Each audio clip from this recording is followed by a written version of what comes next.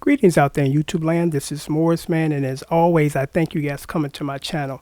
Today I'm going to do another video, and from time to time I'm going to do these videos because most of us are not aware of the constant adjustments and changes that YouTube do. And what I mean by that is, one day you look up and all of the Steely Dan covers you did, gone. There's no explanation, it's just gone.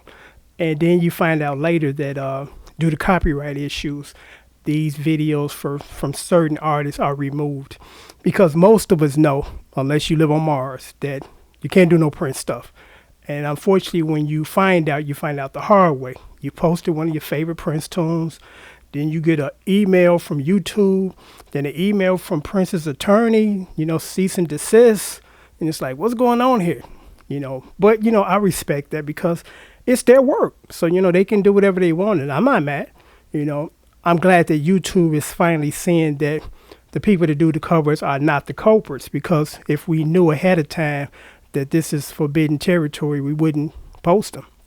But we found out after the fact. But I got to give it to YouTube. They're trying to resolve that issue of you post something, then you get hung later. So now they just remove it.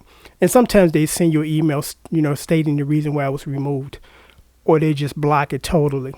But from time to time, I'm going to do these videos because, again, most of us don't realize the artists that you can't touch no more.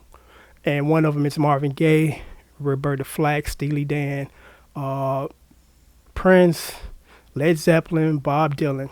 But we're going to talk about Marvin Gaye, though, because I just got an email from a subscriber saying, could I do a Marvin Gaye tune?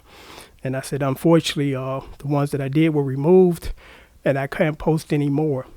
And this is how it works. So this is how this whole Marvin Gaye thing went down.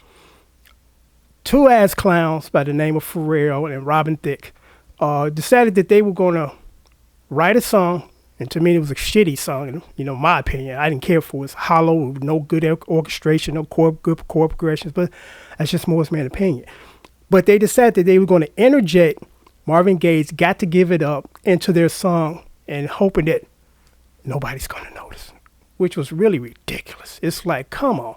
At least I give the rappers credit. They take obscure songs that half of people, half of the population never heard of, and use a snippet in there and try to get away with it.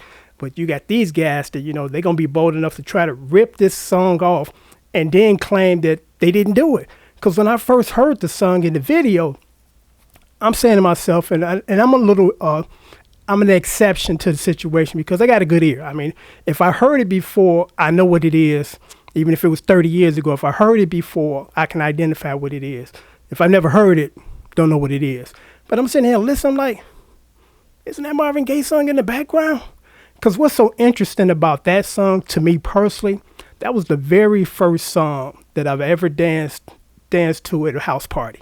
Many years ago, back in the 70s, when I was a young, awkward, shy kind of guy, that was the very first song I danced off of. So that's why that song kind of stays in my mind.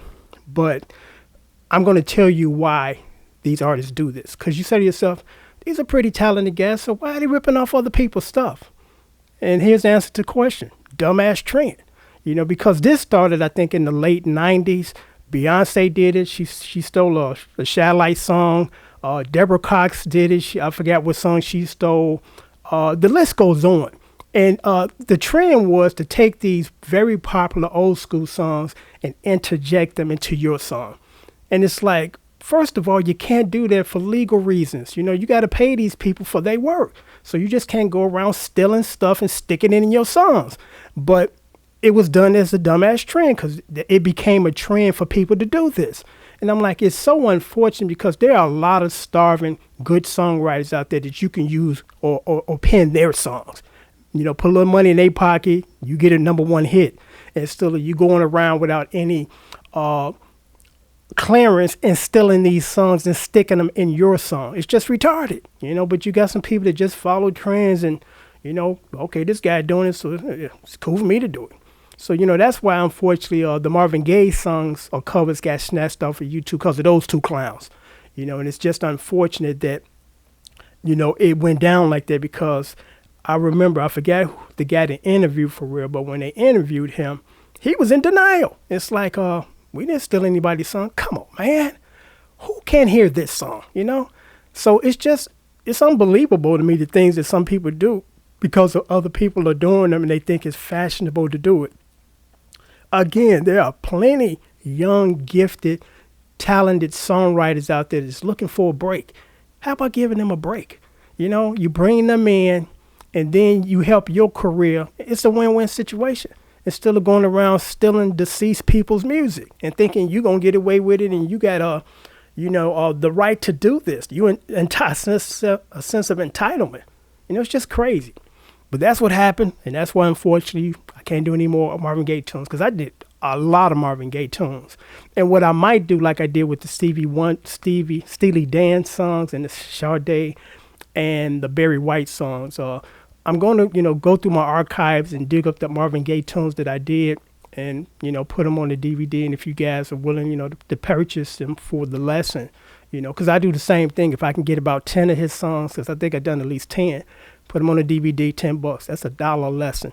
And normally I charge $12 for my tabbing service, so that's a great deal. So let me know what you think about that, because if you want to purchase it, I'll go through the trouble of going through this archive, which is going to take me hours to find all these songs, put them on the DVD, and then I will, sell them to you. So until next time, take care. Thanks for watching.